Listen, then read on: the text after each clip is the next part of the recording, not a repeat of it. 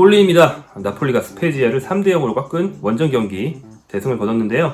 경기 후 나온 여러 현지 보도를 모아봤습니다. 오늘은 평점의 비중을 좀 줄이고 경기 후 들려온 재밌는 소식이 좀 여러 개예요. 그래서 그것들을 묶어서 얘기해보려고 합니다.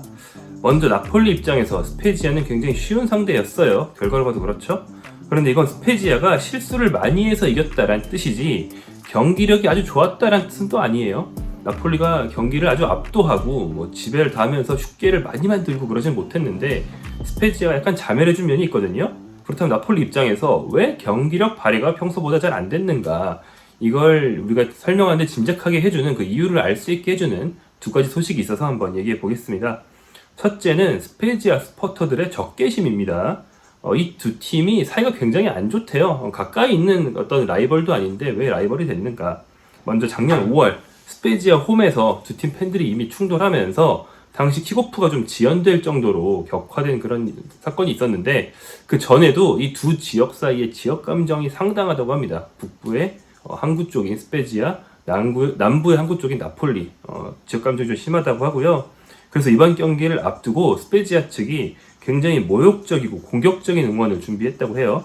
상대를 모욕하는 건 이탈리아에서는 굉장히 흔한 응원이지만 약간 최후의 성역처럼 취급되는, 나폴리에서 이것만큼은 건드리면 안 되는 걸 건드렸다고 합니다. 바로 이제 마라도나를 건드렸어요. 고인이 된 디에고 마라도나를 모욕하는 응원을 했다고 하고요. 또 스팔레티 감독이 스페지아 선수 출신이에요. 형년 시절 중에서 제일 긴 기간을 스페지아에서 뛰었는데 그런 스팔레티도 모욕하는 말을 굉장히 많이 했다고 해요. 이렇게 좀 험악한 분위기였다. 그다음 두 번째 이유는 경기장 규격입니다. 축구장 필드의 크기는 딱 정해져 있는 게 아니고 일정 범위 안에서 약간 유동적이에요. 국제 경기를 치르는 축구장은 길이가 100에서 110m, 폭이 64에서 75m 사이에서 정할 수 있거든요. 그런데 스페지아는 폭이 거의 최소예요. 105m, 65m니까 폭이 거의 최소고 굉장히 작은 편이 속하는 그런 경기장입니다. 스타디오 디에고 알만도 마라도나랑 비교를 해보면 나폴리 홈이죠. 여기는 110m, 68m거든요. 그러니까 비교해봐도 굉장히 작죠. 경기장 크기 때문에 경기력에 영향을 받았다라고 볼 수 있는 거죠. 예전 아스날은 당시 홈구장인 하이버리가 다른 잉글랜드 구장보다 좀 작은 편이어서 맞춤형 전술을 쓴다는 분석도 있었거든요. 나폴리처럼 측면 공격을 중시하는 팀 입장에서는 저폭이 좁은 게 굉장히 불편합니다. 그래서 이날 실제로 측면으로 가는 공이 좀 빡빡하게 연결됐던 그런 모습을 많이 봤죠.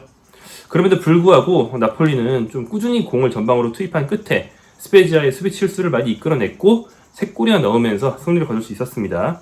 그 중에 오시멘이 2골을 기록하면서 리그 16호 골로 득점 선두를 붙여나갔는데 21라운드에 16골 이상 넣은 선수는 나폴리 역사상 단 4명밖에 없다고 합니다. 앞선 3명이 50년대 레전드 루이스 비니시오라는 사람이 있었고, 그리고 카바니, 이과인, 이번에 오시멘이에요. 다들 나폴리에서 굵직한 족적을 남겼고 월클 공격수였던 사람들이죠. 오시멘이 그 길을 따라가고 있습니다. 경기 후 현지 보도 중에서 굉장히 재밌는 게 두 가지 있었는데요. 먼저 요 사진을 보시죠. 김민재의 파트너 수비수 아미르 라흐마니의 경기 후 기자회견 모습인데, 어딜 봐도 이 소나트로 보이죠? 한국식 소나트? 소나트 맞습니다. 요즘 김민재랑 저 제스처를 주고받는 모습이 화면에 많이 잡혔어요. 현지에서 궁금했나봐요. 이제 경기 후 인터뷰를 하면서 이게 뭐냐고 라흐마니한테 물어봤나 봅니다. 그래서 라흐마니가 이렇게 대답을 했다고 해요. 김민재와는 영어로 대화합니다. 일본어로도 조금 하고요. 저희가 자주 주고받는 하트 제스처인데요. 우리 사이에 이거면 충분합니다. 이러면서 이제 웃었고, 김민재와 쿨리발리를 비교해달라는 질문이 있어서 즉답은 좀 피하고 둘은 좀 다른데 아무튼 둘 다 강하다. 우리 팀이 팀으로서 잘하는 게 중요하다. 이런 식으로 대답을 했다고 해요. 근데 다 좋은데 김민재랑 무슨 일본어를 한다는 건 잘 모르겠습니다. 일단 김민재가 일본어를 잘 못할 텐데 라흐마니 선수가 씹덕일 수도 있고요. 여기까지는 제가 잘 알 수 없는 부분이고, 두 번째 사진을 보겠습니다. 이거는 오시멘이 훈련복을 입고 스페지아 서포터 사이로 들어가 있죠? 스탠드로 올라가 있습니다. 쉽게 볼 수 없는 모습인데요. 경기 전 워밍업을 하다 벌어진 일입니다. 언뜻 이 사진만 보면 상대팀 서포터 사이로 들어갔으니까 좀 공격적인 행위로 보이지만 그렇지 않다네요. 골대 뒤쪽 스페지아 응원석으로 올라가서 한 여성 팬에게 다가가더니 살짝 안아주고 짧은 대화를 나눠서 이제 화제가 됐는데, 주위 관중들이 촬영해서 소셜미디어에 올린 영상의 한 장면입니다. 경기 후에 인터뷰에서 어떻게 된 일인지 오시면 얘기를 했는데요. 경기 전 슛 연습을 하고 있었는데 골대 뒤로 날아간 공이 한가운데 있는 여성팬을 맞췄다. 아마 휴대전화를 보고 있었던 모양인지 피하지 못해서 얼굴에 맞았다. 그럴 의도가 아니었는데 미안해서 가서 사과를 했다라는 게 이제 오시멘의 설명입니다. 스페지아 서포터들이 그 뒤로 나폴리에 대한 모욕을 퍼부었던 것에 비하면 오시멘은 굉장히 매너 있는 모습에 경기력까지 두 가지 면에서 모두 승리하지 않았나 생각이 듭니다. 그럼 현지 매체의 평점 간단하게 살펴보겠습니다. 먼저 저희가 늘 처음으로 보는 스카이 스포츠 이탈리아인데요. 김민재 선수에게는 6점을 줬어요. 보통 점수죠. 경기 MVP라고 할 수 있는 8점에 오시멘, 크바라치엘리아 골을 합작해낸 이 듀오가 선정이 됐습니다. 오시멘은 2골을 넣었고 크바라치엘리아 1골 1도움을 기록했죠. 아까 이제 앞서서 이제 현지 소식 많이 전해드렸으니까 오늘은 평점은 비교적 간단하게 보고 넘어가겠습니다. 다만 이 최하점에 이르빈 로사노가 있는 게 눈에 띄는데 역시나 이 오른쪽 윙어 로사노를 쓰느냐 폴리타노를 쓰느냐 이 오른쪽 윙어가 굉장히 이 팀의 고민거리로 시즌 끝까지 갈 것 같습니다. 다음 가제타 델로 스포르트인데요. 가제타는 원래는 이제 총평을 주지만 기입을 하지만 오늘따라 좀 늦어서 제가 이 영상을 작성하는 와중에도 이제 총평이 안 나왔기 때문에 평점만 간단하게 보고 가겠습니다. 여기는 조금 더 높네요. 김민재 6.5점을 줬습니다. 그리고 오시멘과 크바라치엘리아가 7.5, 그 다음에 라흐마니, 안기사, 스팔레티 감독 등이 7, 김민재는 6.5입니다. 역시나 대승을 거둔 팀의 선수로서 받을 만한 그런 점수를 받았다고 할 수 있겠죠. 6점에는 피오트로 지엘린스키가 있었는데 지엘린스키 선수가 요즘 경기력을 올리는데 좀 오래 걸리는 것 같아요. 이제 미드필더 3명 다 그렇게 좋지 않다가 안기사와 로브트카가 먼저 올렸거든요. 근데 지엘린스키 요즘 별로 안 좋아서 엘리프 엘마스와 교체되는 경기가 자꾸 늘어나고 있습니다. 이날도 좀 일찍 교체됐죠. 지엘린스키가 컨디션을 회복해줘야만 나폴리의 우승이 좀 더 확실해질 수 있습니다. 다음 유로스포르트입니다. 여기서부터 총평이 있는데요. 김민재에게 6점을 줬어요. 보통 점수니까 이제 장단점이 공존하는 그런 평이 나왔겠죠? 어떻게 일을 했는지 보겠습니다. 전반전에 너무 자유분방하고 리스크 큰 플레이들이 있었다 이렇게 얘기를 했는데 아마 김민재가 좀 논스톱 패스를 전방으로 빠르게 투입하다가 그러니까 좀 공격적이고 과감한 패스를 하다가 끊기고 그걸 본인이 커버하고 이렇게 해서 4단 선방을 하는 그런 장면이 있었죠. 그런 장면을 말하는 게 아닌가 생각이 됩니다. 그 4단 선방이 좋게 보면 김민재의 수비력을 증명한 장면일 수도 있지만 이탈리아 사람들은 늘 말씀드리는 것처럼 좀 안전한 거를 선호하거든요. 그래서 김민재가 좀 너무 모험적인 플레이를 하지 않냐, 네가 센터백이지 공격수야? 약간 이런 관점에서 점수를 깎는 요인이었던 것 같아요. 그리고 이제 이어서 수비적으로는 언제나처럼 벽이었다.